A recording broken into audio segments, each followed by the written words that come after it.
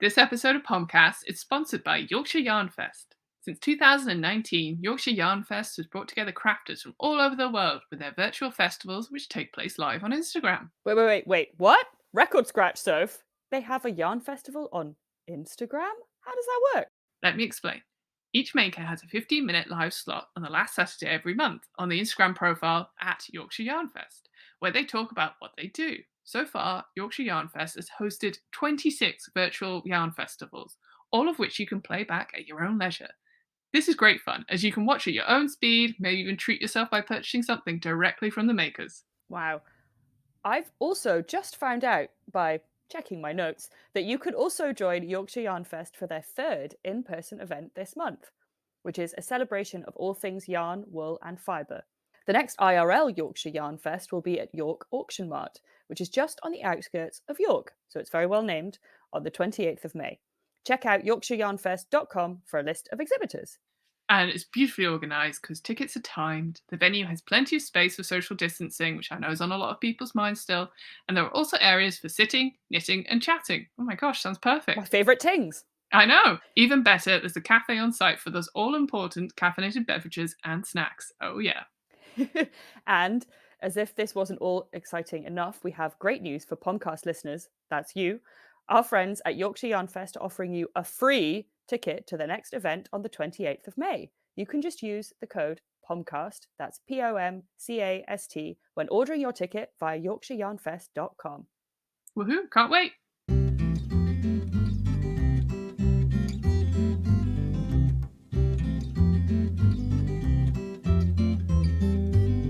Hello. Hi, and welcome to Pomcast, the podcast brought to you by Pom Pom Quarterly. I'm Sophie Heathscott and joined by the lovely, crafty, the intelligent and nitty and witty Lydia Gluck. Hi, Soph. Wow, what a... I feel like I'm being introduced like I'm a guest on the podcast. It's very nice, very flattering. I know, that's the kind of treatment guests get here. How you doing? Yeah, I'm pretty good. It's nice and sunny here. We've got to do our quick weather report, of course, because we're British. I don't know what it's like where you are, but it is very nice. Well, actually this time we're not actually that many miles apart because I'm also in the county of Norfolk this recording. Indeed. So we were looking at very similar blue skies. Very nice. I've got a very picturesque cloud. We're not actually in the same recording space. It's a bit of a that's the modern way, isn't it? Yeah, it is. How are you? Yeah, all dandy here, sun tick, and excited to have a little chat about the world of pom pom, what we've been knitting, what we've been making, and this is one of our chat episodes, one of our armchair episodes, which I really like that phrase at the minute. Indeed, meaning that we don't have a very special guest. It is the two of us, and we just get to chit chat about all the things that we've been doing and making, and of course about pom pom. Yeah. So what have you been up to, Lydia?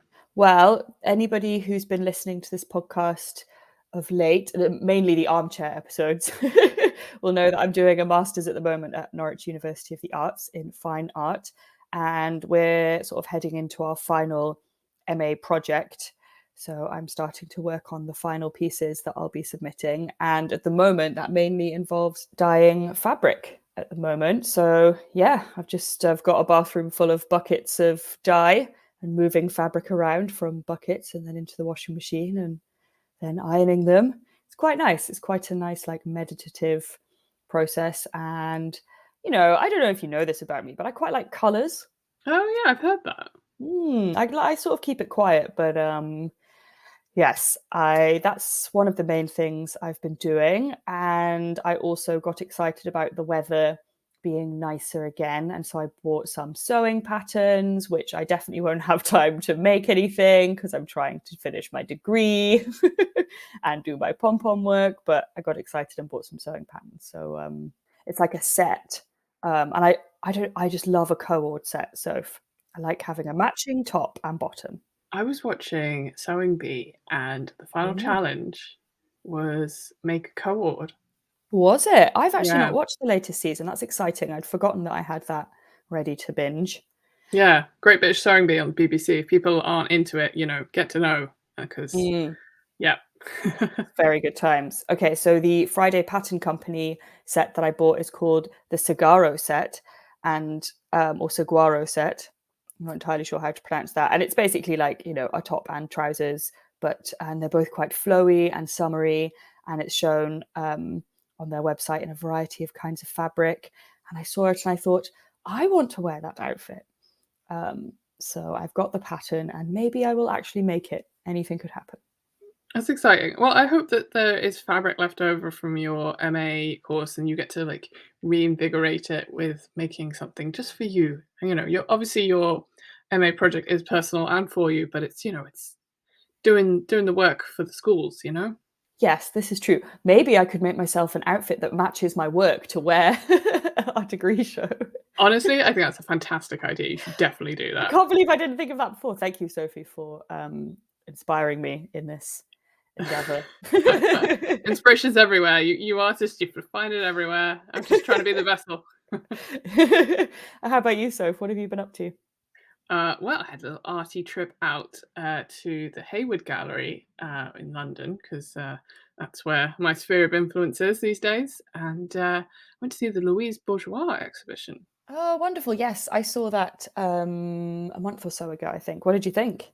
I loved it. Yeah. So if people don't know, she does very sculptural, textiles-based pieces. It's a lot about memory and clothes and a little bit of childbirth and the body sort of thrown in there. But yeah, I loved it. I found a lot of it very moving, and I think as a person who loves fabrics and textiles, it was very emotive. Like all the structure and all the little stitches and there was one piece I loved, which was a quite small sort of A5 pieces of fabric with different embroidered details, or maybe like a set of buttons like sewn onto a piece of fabric, or little like it was all elements from her trousseau. I think it was like little fake flowers and bits of lace that she'd put together as a series, maybe about 12 pieces, which all had these little sewn details to tell like a story about the passage of time. Yeah, it's very moving. Yes, I know the one you mean. I liked in particular when she was using like old pieces of fabric that she'd kind of been keeping her whole life, like old linens. Um, I really enjoyed that. I like that often the way that she uses textiles isn't it's sometimes quite delicate, but often it's quite like sort of sturdy and like not maybe very pretty, like quite solid. Hmm. And I quite like that contrast of like the idea of what textile arts are and like what people sometimes or often associate with them. I feel like when you see her work, it can be quite surprising that it's like maybe quite grotesque often. Yeah, there was a series of I'm thinking about the heads she did. So like Mm. yeah, you'd have like you'd have like a marble bust. It was like a big textiles head, and the faces. It wasn't about representing someone. It was more like the emotion or the anguish. And yeah, they were quite like you say, they weren't the pretty textiles. They were structural and they were strong, but also they were very emotive and kind of uncomfortable because these are quite kind of I don't know. Couldn't what were the faces saying? I suppose that's what you're looking into it as what you're seeing the art. Mm. Quite kind of like anguished. I say the faces were. Yeah, Yes. yeah, definitely. And she often uses a lot of metal alongside the textiles, which can be quite interesting.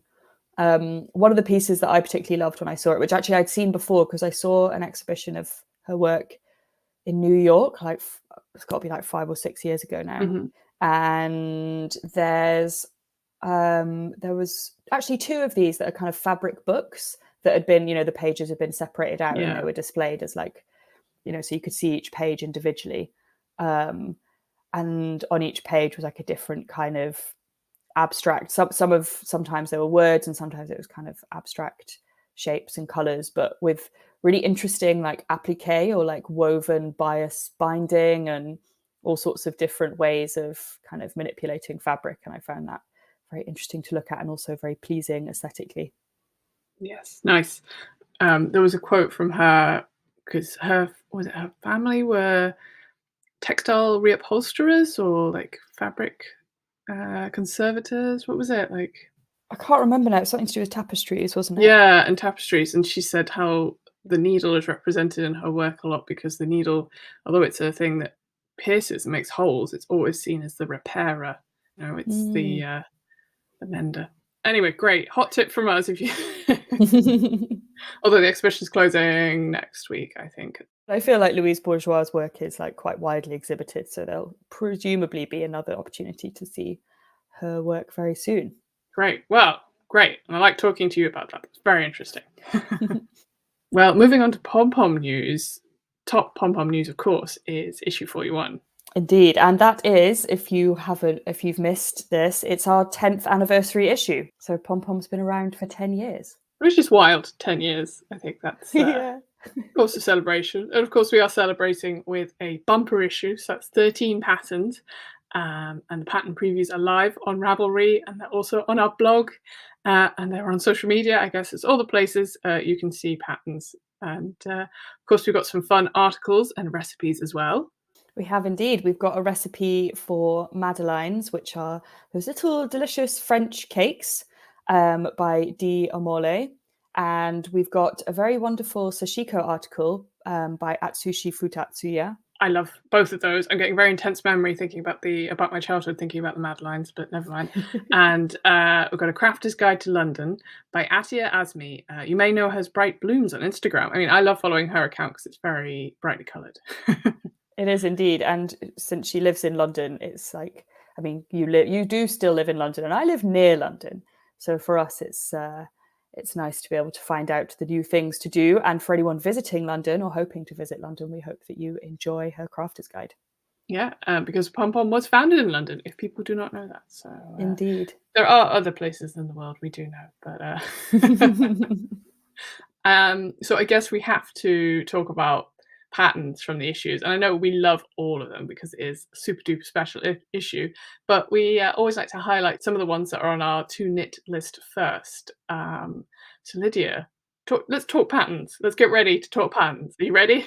Pattern chat, yes. Pattern chat. Moving on from the sewing patterns to the knitting patterns, my first love in terms of patterns. And speaking of patterns, I've just realised that both of the patterns, how many times can I say that word, that I've chosen are both stripy.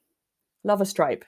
Can't get away from it. So I think near the top of my list, if not at the top of my list, is the Streamers Jumper, which is by James Watts, which is a kind of drop shoulder delight with vertical, I almost said horizontal by accident then, confusing my terms, vertical stripes. And there's two versions that you can see in the magazine. There's one that has, is it 6 colours?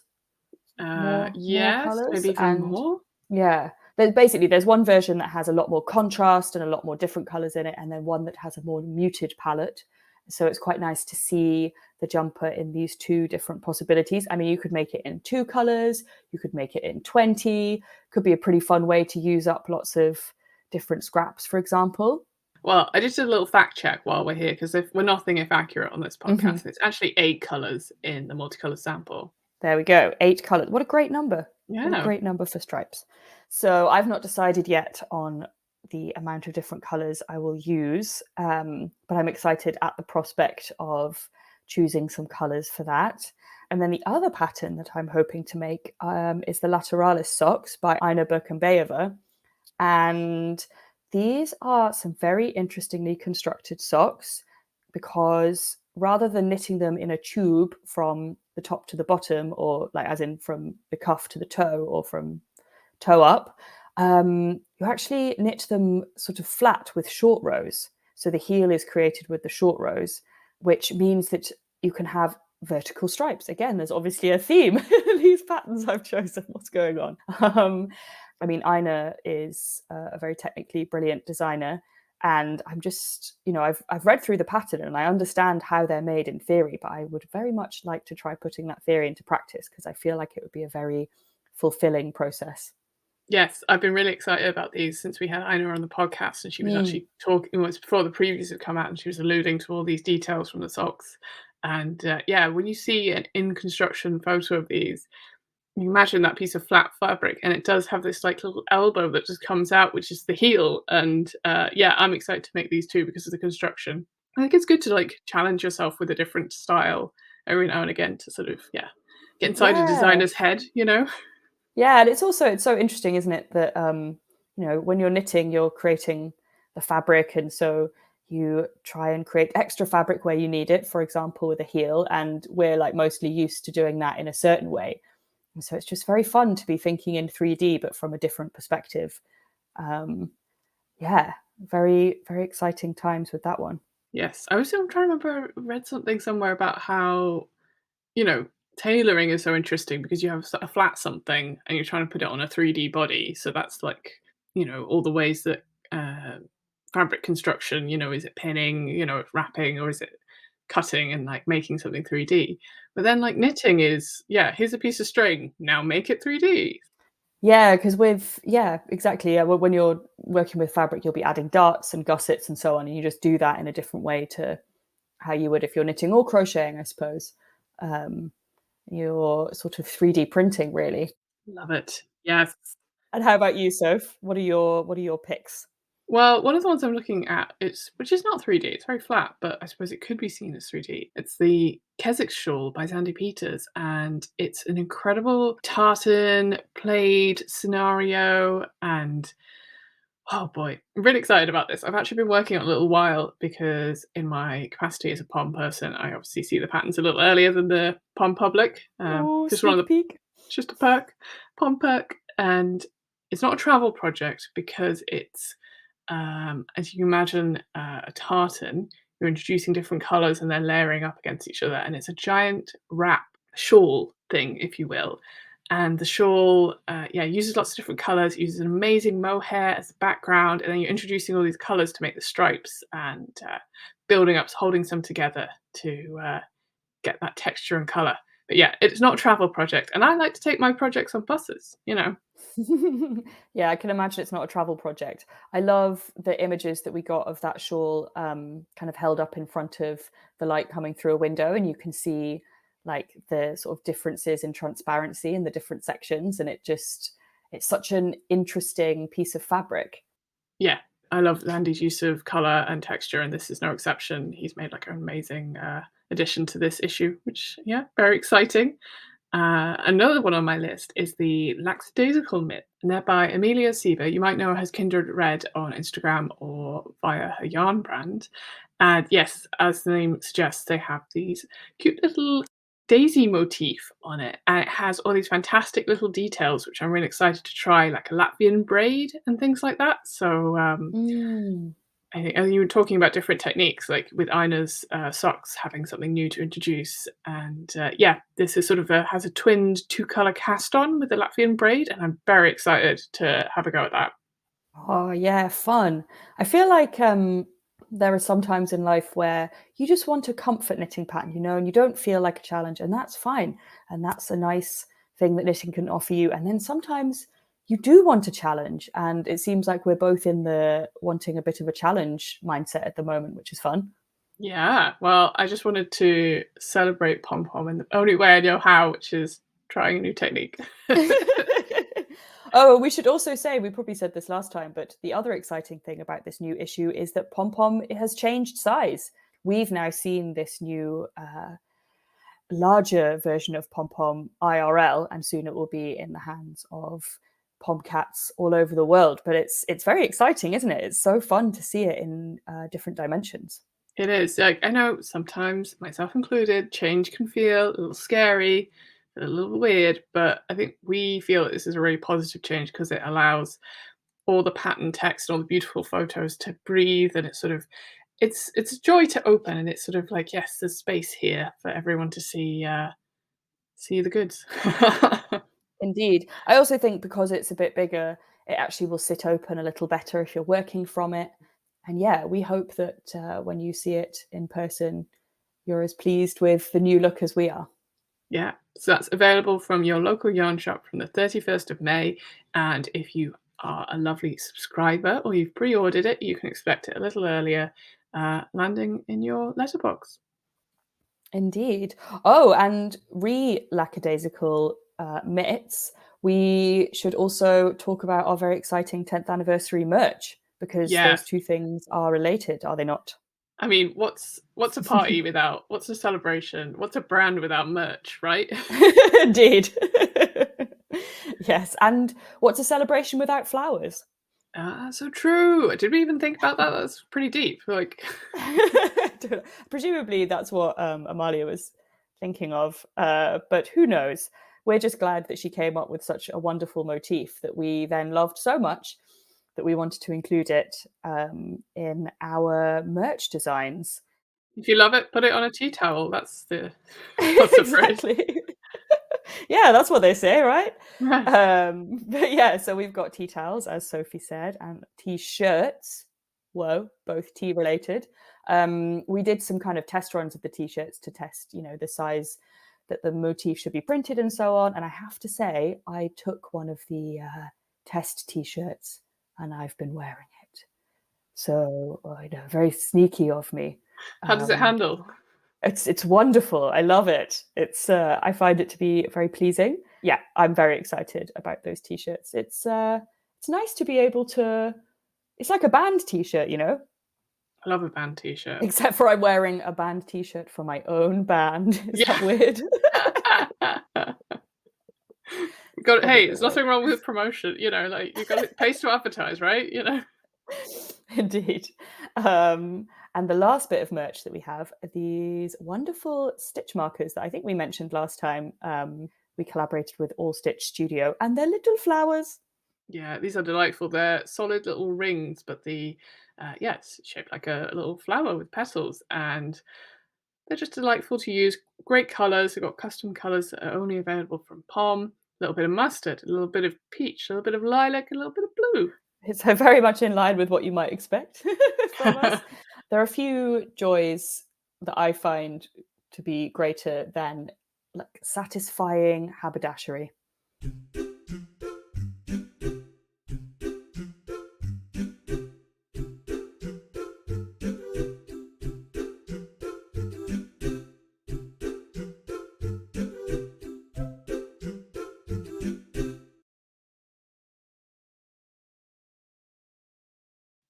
All right, Lydia. So last bit of the episode, we talk about what we're excited about, and I logged on this morning to check the notes before this episode, and I was very excited to see what you put down. And we specifically tried not to talk about it before this recording. We did. I mean, I did write down the name of the thing wrong. Yes, so I had to double check we were talking about the same thing. Yes. So what I wrote down was everything everywhere at the same time, and what I meant to write down was everything everywhere all at once. And so the latter is the correct name of a film which I saw very recently, which I think has only just been released in the UK, at least. I think it's been out in the States for a bit longer, but has just started to be shown in cinemas here. And I saw it this week. I mean, I don't mean to overhype things because I feel like I went to see this film with not a huge amount of expectation. I'd heard an interview with the directors on one of my favorite podcasts, which is the FT Culture podcast. I can't remember what it's called now. I'll find it and we can put a link if people are interested. And I was listening to this interview and I thought, oh, that sounds like an interesting film. And I've not been to the cinema for a while. And then I saw that it was on here and I thought, you know what? I'll go see it. And I left the cinema feeling like just so jazzed because I don't think I've seen a film that good for I can't remember the last film I saw that I thought was that good. It was like, I was like, this is the reason that people make art. That's how good it is. It just really just reminded me of the power that that cinema can have. Because I'm not really someone who watches a lot of films. I tend to watch more like TV. But yeah, I just thought it was wonderful. What did you think? Yes, I think the emotions you're feeling, I'm also feeling them. Yes, and yeah, it's a delight. It's nothing like you've seen before. It almost feels a little bit like. But what is it like, Lydia? So it's wild. Like no spoilers, of course, but it starts. It's an American film, and it's about a Chinese immigrant family who live in America, and it kind of starts out as a sort of family-based drama. There's maybe some issues in the marriage and some just normal kind of family things. The daughter and the mum have differences, and then there's an elderly parent coming to visit, and that's stressful. And then exactly, yeah. And then it sort of shifts from that to a kind of sci-fi absurdist comedy. Like it's quite slapstick, and it also features some Michelle Yeoh, who plays the lead, was in Crouching Tiger, Hidden Dragon, and is just like a karate master. And there's some like incredible fight scenes. The fight scenes are incredible. It's that thing where you get the timing of the impact, and it's the energy of that which makes it just, I don't know, some fight scenes, maybe I'm sounding old, in like modern films, I'm like, "Oh, there's too much movement, like I can't actually see what's happening." But this is like the whole choreography of it and the movement is just, yeah, it's seamless. It's so like, crunchy and snappy, right? Yeah, and I'm not someone who tends to watch, for example, action films. I do love sci-fi, but I wouldn't have thought that I would enjoy so thoroughly so much kind of fighting, but Yeah. it's done so brilliantly, like you say, and it's also, I laughed so much. Like it's a very funny film. The comic timing is impeccable, but it's also I cried loads. Like it was really moving, and I really felt like I left the cinema understanding something about people's lives who, I've got a very different experience of life to them, and feeling like I really learned something. It's hard to say exactly what the directors were trying to talk about, but from the interview that I heard with them, it sounds like what I took from it is not too far from what they were trying to say. Yeah. It's absurd and it's fantasy and it's martial arts and slapstick, but also it's philosophy and the most like profound, beautiful expressions of family and life. Yeah, yeah. It was just I like wanted to applaud when it finished, and it was the first time that I've been in a cinema with it was quite there were quite a lot of people at the screening. It's been a long time since I was in a cinema that was that busy, and everyone was laughing at the same time, and it was this kind of and crying at the same time, or like you can't necessarily hear people crying quite so much, but people were sort of quiet at the moments that I found to be very moving, and I can imagine that a lot of people were moved in the same way as me. It felt like quite a lovely shared experience in that way. Also, the costumes were incredible. Like some of the wild outfits that they had, because it goes through like a kind of multiverse thing, and there's all these different versions of the same characters, and it's just brilliant. Like I think, yeah, I think I might go see it again. Yeah, it's just so much. Yeah, I think there's so much to enjoy in it. I think that's also like why going to this. Why would you go see something at the cinema? Because you get that whole experience. Like, I'm thinking of like side note. I'm thinking of when I went to see Greta Gerwig's Little Women, which is a great Mm. film that I really love. And I think it's the one time I've been in the cinema that when the film's ended, I've heard an audible like contented sigh around the audience. Like everyone was like, "Oh, amazing!" Like everyone loved it. That's so cute. Yeah, yeah, I mean, I feel like we can't really recommend this more than we already are. I mean, I have a feeling that it sounds like Don't think people are going to sleep on this, right? Yeah. no, no, it seems like it's gaining momentum, and it's quite sort of, it's not like that niche particularly, but I think if you can, if they're showing it at a cinema near you and you fancy a little trip out, maybe some popcorn with your movie. I had popcorn while I was watching it. It's just, yeah, what a great film. What a great film.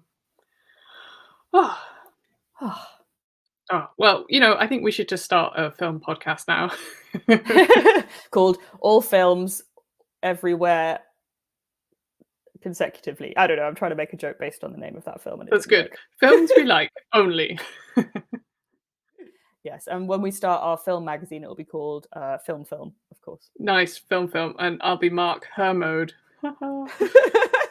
Mark Commode did like the what do you call it? He came to speak at my master's graduation ceremony when I was at Manchester. I think he must have studied at Manchester.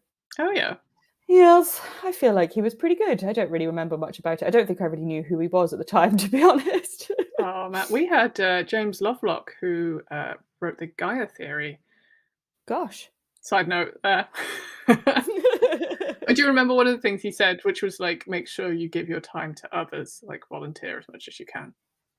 Aw, that seems like a very nice sentiment. Hmm. I don't remember anything that Mark Commode said. That's probably more down to me though. Than I'm sure he said some things that were worth remembering. Yeah. Well, maybe that was the university in a nutshell. Who knows? Yeah. Who knows? But yes, thank you for joining us for our armchair chat. I almost said arm chat then. That's a different podcast. Armchair chat episode. And this is our last official episode for a while. We may have a bonus episode between now and our official return, which is in August.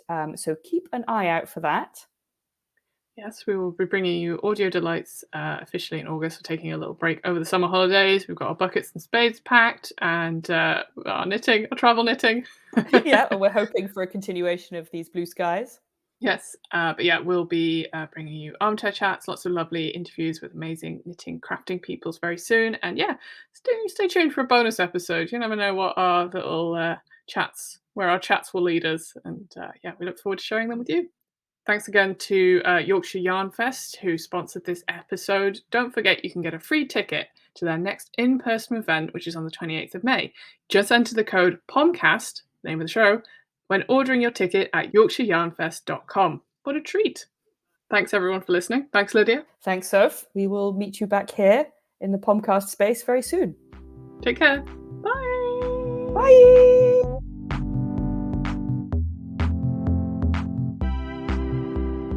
Pomcast is produced by Lydia and Sophie Heathscott, along with the team at Pom Pom Quarterly magazine. You can buy your copy of the magazine and subscribe too at our online shop. That's pompommag.com/shop.